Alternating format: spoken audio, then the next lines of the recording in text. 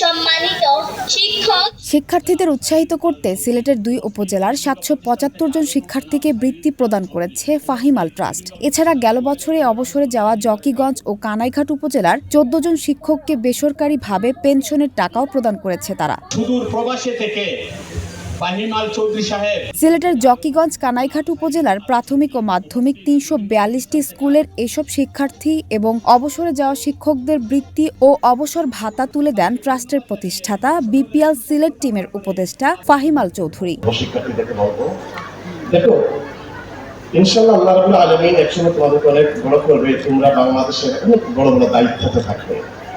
তোমরা যেন এই জিনিসটা কখনো বলো না, তোমাদের শিক্ষকদেরকে কখনো বলো না যারা তোমাদেরকে কখনো শিক্ষা দিয়েছে। অনুষ্ঠানে প্রতি শ্রেণীতে সর্বোচ্চ নম্বরপ্রাপ্ত 3 জন করে মোট 24 জন শিক্ষার্থীকে কম্পিউটার ট্যাব, শিক্ষার্থীর অভিভাবকদের ক্রেস্ট প্রদান, প্রাথমিক স্তরের 10টি ও মাধ্যমিক স্তরের 10টি প্রতিষ্ঠানকে 50,000 টাকা করে বিশেষ পুরস্কার দেয়া হয়। সানজানা তাবাসসুম, বৈশাখী সংবাদ।